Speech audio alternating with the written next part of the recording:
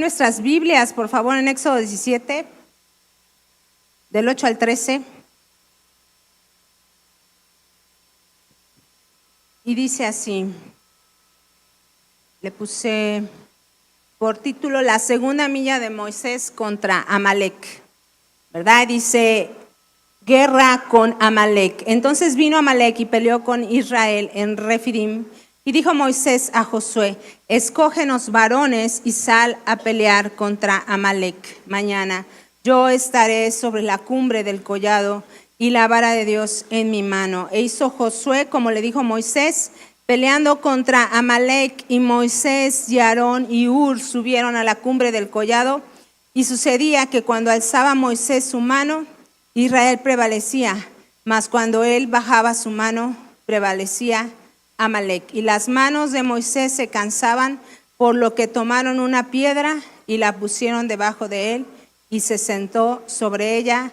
Y Aarón y Hur sostenían sus manos, el uno de un lado y el otro del otro lado. Así hubo en sus manos firmeza hasta que se puso el sol. Amén. Señor, gracias, Señor, por tu palabra. Señor, te pedimos que hoy nos des entendimiento, Padre, para entender tu corazón, Señor. Gracias por tu iglesia, Señor. Gracias por esta hermosa adoración, Señor. Gracias porque como pueblo te amamos, Señor. Como pueblo te adoramos, Señor. Y como pueblo levantamos nuestras manos al que vive y al que reina por los siglos de los siglos. Amén. Amén, iglesia. Hoy te quiero hablar un poquito acerca de esta figura que es Moisés y Amalek, estos personajes. Y el pueblo de Israel, en este momento que se ubica el pasaje, habían salido ya de Egipto, estaban atravesando el desierto, y en una de esas paradas del desierto, ¿verdad? Se encuentra en Éxodo 17, se quedan sin agua. El pueblo pues empieza a hacer lo que bien sabía hacer, que era murmurar, ¿verdad? Y empieza a murmurar, empieza a reclamarle a Moisés, empiezan a decirle, Moisés, danos agua de beber, ¿no? Y Moisés les dice, pues yo no puedo hacer nada, pregúntenle a Dios. Y pues el pueblo venía de la opresión, venía de la cautividad, y no era un pueblo guerrero, era un pueblo que Dios siempre lo había defendido y que hasta ese momento Dios los había defendido. Y el pastor el domingo decía que muchas veces cuando recorremos la segunda milla, siempre va a haber, ¿qué? Oposición. ¿Te acuerdas de que lo dijo el domingo? Dijo que siempre que recorramos la segunda milla, se va a presentar oposición en el camino, que nos va a acusar, que nos va a venir a poner piedras sobre el camino, ¿verdad? Y entonces algo sucede aquí en Refidim, y está Moisés, y dice la Biblia que Moisés levanta la vara de Dios, y la vara de Dios en su mano, y la vara de Dios era la autoridad que Dios le daba a Moisés a través de esa vara. Y la vara de Dios en la mano de Moisés era y servía para que se mostrara y demostrara el poder que Dios tenía a través de su vida, ¿no? Entonces, mientras Moisés tenía, dice la historia, la vara en alto, Israel prevalecía. Pero mientras Moisés se cansaba y se fatigaba y bajaba la vara, prevalecía Amalek. Así que la postura que toma Moisés en ese momento es una postura de oración, es una postura de intercesión, es una postura de guerra con sus manos levantadas. La vida de Israel dependía de que él las tuviera arriba, ¿no? Y Moisés estaba ahí orando por la victoria. La pelea la estaba peleando Dios, pero Dios estaba obrando a través de la oración y de la intercesión. Y dice el verso 12 que las manos de Moisés se cansaban. Y Moisés no estaba solo ahí, ¿verdad? Y Moisés estaba ahí con Aarón y Hur, dos de sus discípulos, y Moisés y Hur sostenían sus manos para que no se cayeran. Y a veces los apoyos son necesarios en nuestras vidas.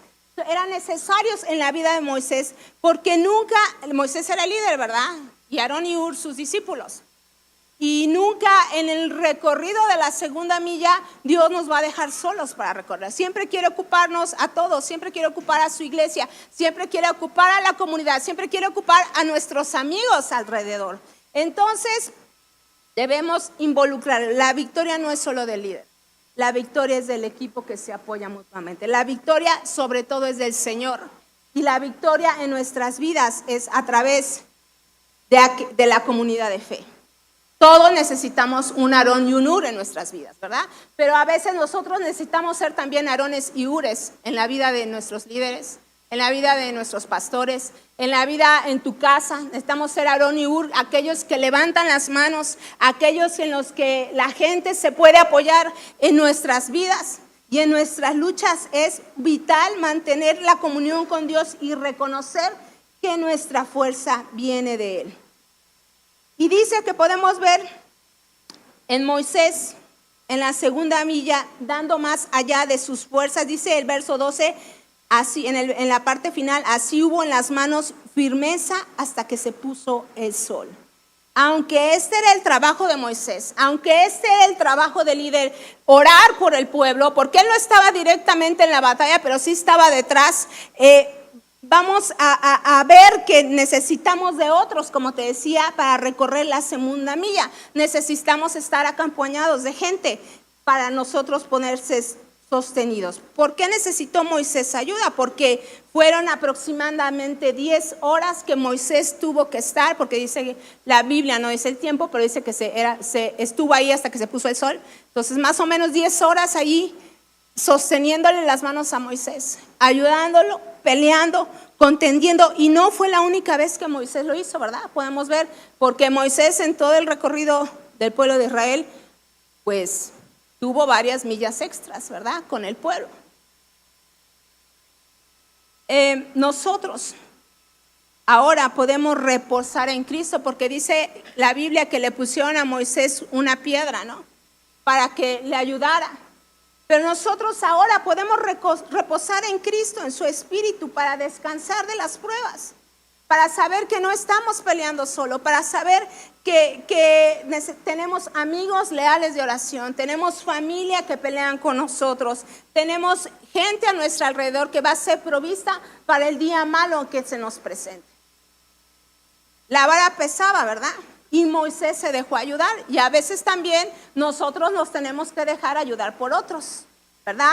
No necesitamos ser los súper valientes a veces, porque a veces pues pasamos situaciones que nos hacen decaer. Dice Eclesiastés 4, 9 y 10, mejores son dos que uno, porque tiene mejor paga de su trabajo, porque si cayeren, el uno le levantará a su compañero, pero hay del solo que cuando cayere, no habrá segundo que lo levante. Moisés comienza a pelear la guerra contra los amalecitas. Israel históricamente tuvo muchos enemigos alrededor siempre. Dice la Biblia que estaban los moabitas, los cananeos, los madianitas, gente alrededor que siempre quería atacarlos y que hasta la fecha los sigue atacando, ¿verdad?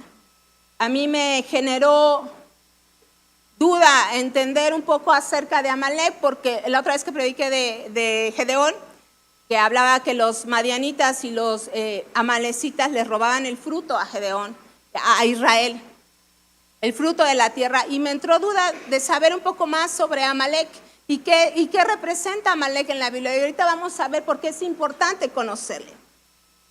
Y la vara de Moisés estaba levantada y representaba la autoridad para pelear contra Amalek. No basta con decir, hermano, que tenemos autoridad. Sabes, para pelear contra Amalek tenemos que no solo mostrar la autoridad, sino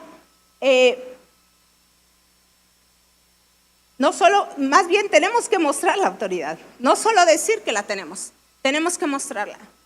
Tenemos que exhibir la autoridad que nos ha dado Cristo como hijos de Dios, para enfrentar a aquellas adversidades, aquellos espíritus, aquellos daños, aquellos enemigos de la fe, aquellos enemigos que quieren venir en nuestra alma. No solo basta con que digamos, yo tengo autoridad en Cristo, hermano. Tenemos que mostrarla. Se tiene que ver. Y Josué dice el verso 13, deshizo a Amalek y a su pueblo a filo de espada. Y José tuvo que pelear, ¿verdad? Es el que se echó la batalla ahí cuerpo a cuerpo, dirigidos por ellos. Una batalla que Dios le dio la victoria. Y Jehová, dice el verso 14, dijo a Moisés, escribe esto para memoria en un libro y di a Josué que raeré del todo la memoria de Amalek de debajo de la tierra. Y Moisés edificó un altar y llamó su nombre Jehová Nisi. Y dijo, por cuanto la mano de Amalek se levantó contra el trono de Jehová, Jehová tendrá guerra con Amalek de generación en generación. Jehová estaría en guerra con Amalek, dice la Biblia, de generación en generación como resultado de haber atacado al pueblo de Dios. Aquellos, aunque los israelitas en ese momento ganaron la batalla contra los amalecitas, no acabó ahí. Porque en el futuro muchas veces se volvieron a encontrar y a repetir la historia contra Amalek y contender contra ellos. Y dice la Biblia que cientos de años después Saúl se encontró con ellos y Dios le dio una instrucción de que los destruyera. Pero Saúl no los destruyó del todo, dejó a su rey, que es el rey Agag, y Amán después se los vuelve a encontrar con Esther, y Agag, Amán es descendiente de Agag. Entonces en cada generación se volvían a encontrar con este espíritu, se volvían a pelear contra este espíritu. Y entonces esta desobediencia de no haber matado Saúl a Amalek le robó el reino. Y dice el verso 16 que Amalek se levantó contra el trono de Dios. Y el pueblo de Amalek, como hoy, como nación, no existe. Dice la Escritura, ¿por qué dice la Escritura que Dios tendrá de generación en generación guerra con Amalek? Porque Amalek es un espíritu. Porque Amalek representa un demonio. Faraón, cuando el pueblo de Israel salió de Egipto, Faraón quería que los israelitas regresaran a Egipto para volverlos a tener cautivos, para utilizarlos, para esclavizarlos, para oprimirlos nuevamente. Pero sabes, Amalek no solo quiere hacer cautivo al pueblo de Israel, Amalek quiere exterminar a este pueblo. Amalek quiere destruir y hacer cautivos y exterminarlos. Entonces podemos ver a lo largo de la historia del pueblo de Israel, personas, naciones, gente que fueron tomadas por este espíritu y han querido borrar sobre la faz de la tierra la memoria del pueblo judío. Que este espíritu, como se repite de generación en generación, quiere venir y sigue viniendo a destruir al pueblo de Dios. Quiere venir, seguir y atacando al pueblo de Dios. Ahorita voy a llegar al punto de decirte por qué tenemos que saber sobre este espíritu y por qué tenemos que ser vigilantes sobre tener entendimiento sobre él. Y dice Moisés que edificó en el verso 15 un altar y llamó su nombre Jehová Nisi, que significa bandera, estandarte. O sea, que la bandera también da una identidad y que la bandera y el poder de Dios se tiene que exhibir. Entonces, Moisés, en agradecimiento a Dios por haber ganado la batalla, levanta un altar. Y para ir más profundo, ¿quiénes eran los amalecitas en la Biblia? ¿Ustedes saben quiénes eran los amalecitas en la Biblia? ¿Alguien sabe? Bueno, Amalek en la Biblia era nieto de Saúl, era descendiente de Saúl. De él deriva el nombre de los amalecitas. Y esto es importante notar, ¿sabes? Porque Esaú fracasó en honrar la bendición de Abraham, que condujo a un camino de destrucción al pueblo y sobre todo a su vida. Todo el odio y resentimiento que tenía Esaú se lo hereda a su nieto, que es Amalek. Toda la desobediencia, toda la rebeldía que él tuvo, todo lo que Esaú menospreció, porque sabemos que Esaú menospreció la primogenitura, menospreció la bendición por un placer temporal y menospreció lo celestial por un momento. Entonces, más que el beneficio de la herencia material, Esaú, al despreciar la primogenitura, estaba despreciando la sucesión del propósito de Dios para una generación. Estaba quitando al no querer eso, los beneficios espirituales que le daba esa bendición. Y entonces fue tanta que aborreció a Jacob y la contienda entre Jacob y Esaú, que Esaú quiso matar a Jacob. Entonces, los amalecitas en la Biblia representan a aquellos que se quieren oponer al plan de Dios. Aquellos que no quieren obedecer los caminos de Dios. Los amalecitas siempre en el pueblo de Israel representaron oposición y conflicto constante, no solo por ser Israel.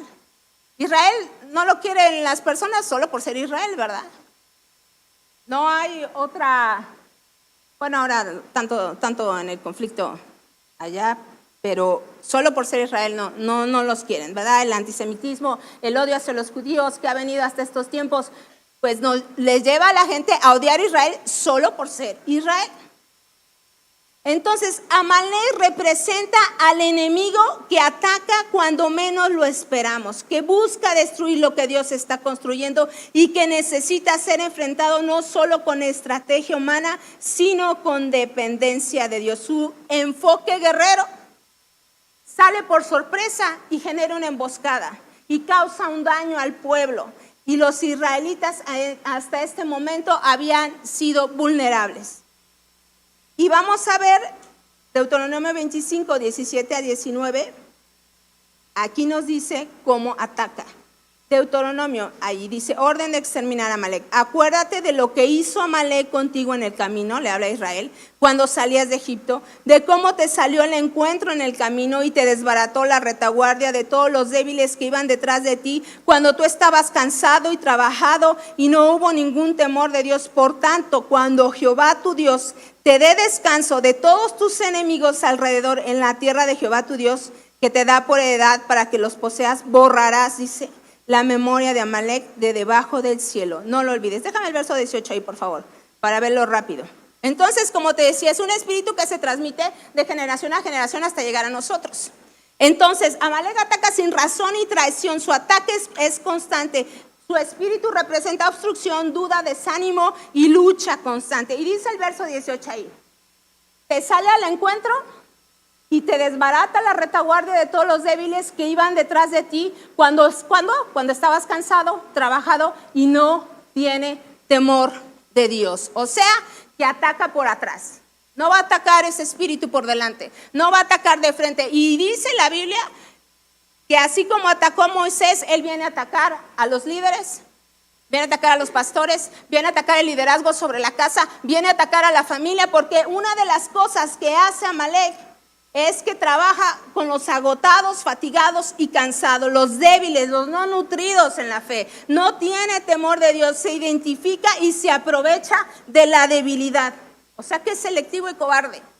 Que va a venir sobre aquellos que aún pensando que somos fuertes nos puede atacar, obstruye, bloquea el avance espiritual, crea barreras mentales, emocionales y físicas y trae dudas sobre la mente y el corazón de las personas. En la actualidad, la retaguardia, como dice el verso 18, pueden ser nuestras emociones, nuestras debilidades o incluso nuestros hábitos no resueltos. Situaciones no resueltas en nuestras vidas.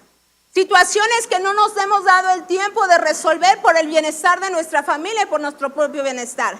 ¿Estamos dejando o descuidando alguna área vulnerable de nuestra vida?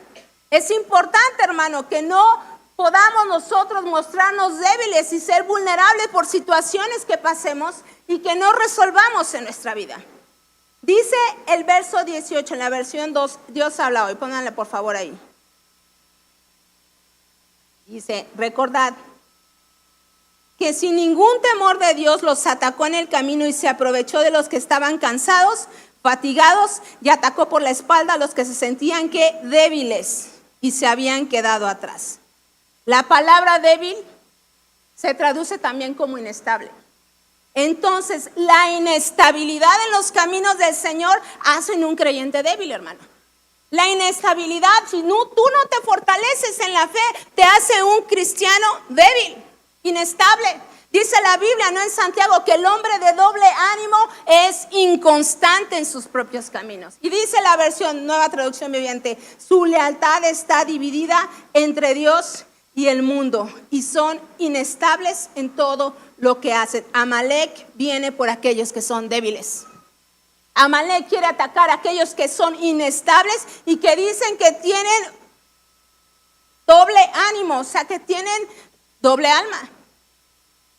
A veces están con el mundo y a veces están con Dios, ¿no? Porque dice este verso, está dividida su lealtad entre Dios y el mundo. Hermano, Dios no quiere una iglesia débil. Dios no quiere una iglesia inestable. Dios quiere que nos fortalezcamos cada día en Él. ¿Qué ataca Amalek? Ataca, como ya te dije, la familia. Punto número 1. Ataca a los ungidos. Derriba a los ungidos. Ese es su objetivo. ¿Qué más quiere? Atenta contra todo el pueblo de Dios. ¿No? Porque cuando vino contra el pueblo judío en el libro de Esther, vino contra todo el pueblo. ¿Cómo se le vence? Porque me quedan 2 minutos y ya me tengo que ir. Y aquí me está estorbando esto. Ok. Moisés nos da la estrategia de cómo vencerlo. Moisés en su segunda milla en el monte de Refidim nos dice cómo podemos vencerlo. Y dice que hay que subir a las alturas. Moisés estaba en ese monte con las manos extendidas y sabes, tenemos que subir en las alturas en la presencia de Dios. Tenemos que ir a un lugar, Refidim significaba lugar amplio, espacioso, un lugar de descanso. Tenemos que ir, subir a la montaña espiritual para encontrar descanso delante de Dios. ¿Cómo se le vence? Hay que subir a las alturas. Hay que levantar la vara de Dios, hermano. Se le vence demostrando la autoridad que Dios nos ha dado como hijos. Hay que levantar nuestras manos como Moisés, arriba en el monte de Dios, tomando la autoridad de parte de Dios. ¿Sabes? Dios me dio un entendimiento grande del poder de levantar las manos. Y no he dejado de hacerlo, ¿sabes? Porque cuando levantamos la mano, Jehová pelea tus batallas. Jehová, como Moisés, levantando nuestras manos, Él toma, Señor, todo lo que yo traigo en mi vida, en mi carga, y se lo entrego a Él. Y le entrego mi dependencia y le estoy diciendo a Él, Señor, confío en ti. Te creo a ti, Señor. Tú eres mi dependencia. ¿Cómo se le vence a Amalek? Se necesita intercesión. Se necesita hacerle guerra. Se necesitan amigos en oración que peleen contigo. Para que Amalek no traiga duda en tu corazón. Para que no quiera que tú te veas débil y venir y atacarte por detrás. No importa. ¿Sabes cuántas estrategias del mal puedan venir contra nosotros? No ha importado nunca, porque en Cristo somos más que vencedores.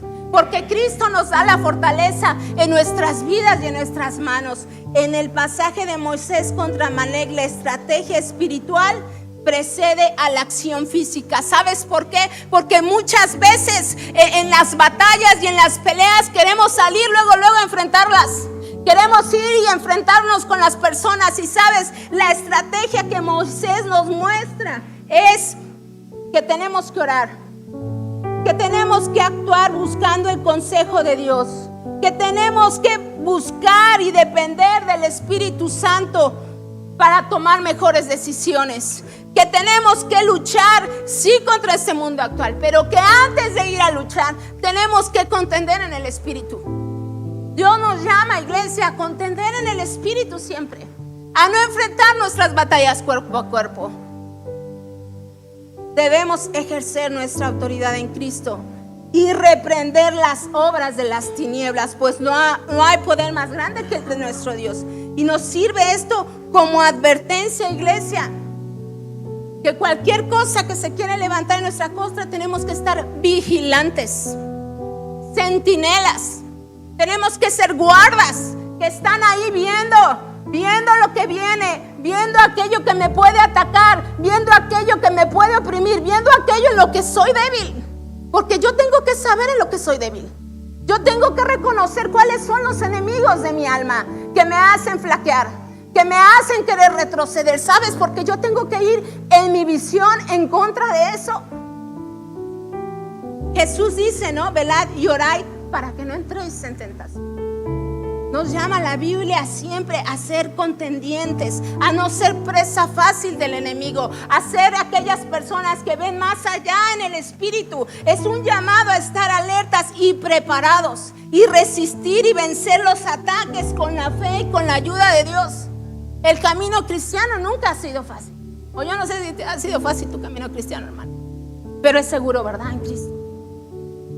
El pueblo de Israel, sin un buen armamento, sin estrategia militar, sin haber peleado nunca ni tener experiencia en el campo de batalla, tenían algo más y algo más importante: al gran yo soy, al gran Dios, al Jehová guerrero, al Jehová poderoso en batalla. Sabes, nosotros seguimos teniendo este Dios porque seguimos contendiendo con este espíritu que nos quiere debilitar, que quiere traer tantas cosas a nuestra vida.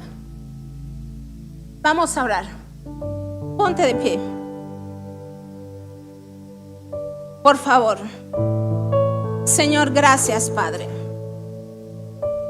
Gracias, Señor, porque tu palabra siempre nos enseña, Señor, nos muestra, Señor.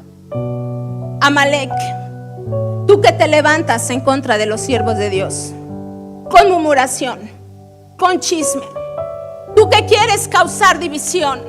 Éxodo 17 habla, Padre, que el pueblo de Israel, enojados, Señor, porque no tenían agua, le dijeron a Moisés: danos agua. Y sabes, le dijeron a Dios: Dios, ¿estás con nosotros o no estás contra nosotros? ¿Sabes? Pero fue un reclamo.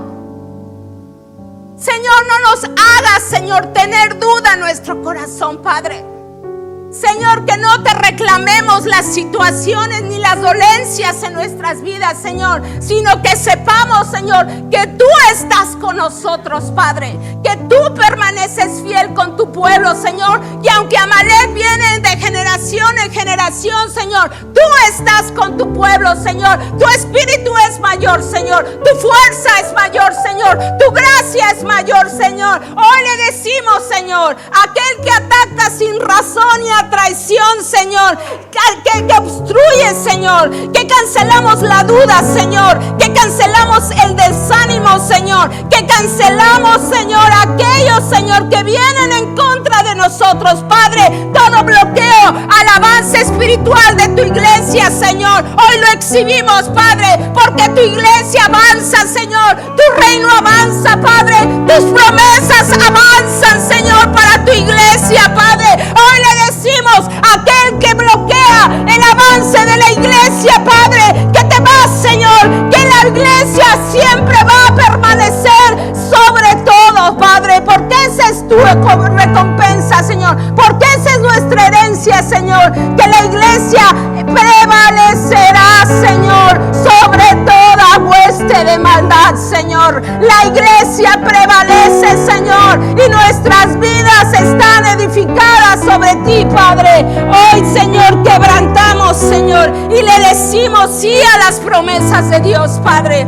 Hoy le decimos sí, Padre, a las promesas que hay en tu espíritu, Señor. Hoy le decimos sí, Señor, a lo bueno y agradable que eres tú, Señor. Como decía David: ven y prueba, Padre. Ven y prueba que Dios es bueno, iglesia.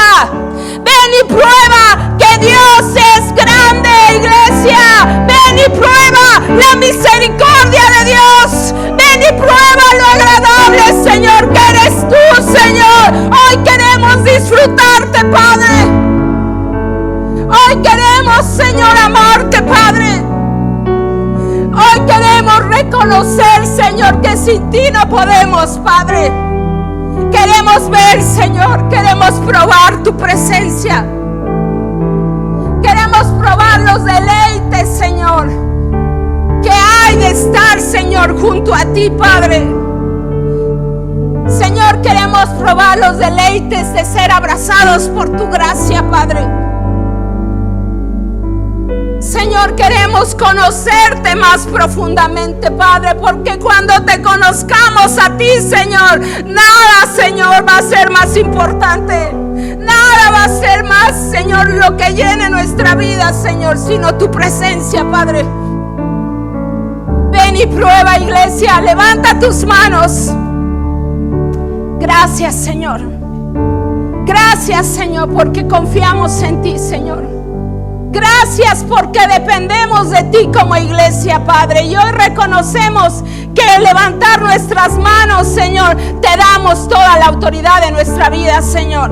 Te damos gracias, Señor, por lo que no podemos hacer, Señor, pero por lo que confiamos en tus manos, Señor. Gracias, Padre. Gracias porque tú peleas nuestras batallas, Señor, y tú peleas nuestras cargas, Señor. Te amamos, Señor. Te bendecimos, Jesús. Y te damos gracias por tu palabra. En el nombre de Jesús, Señor. Amén. Amén, iglesia. Dios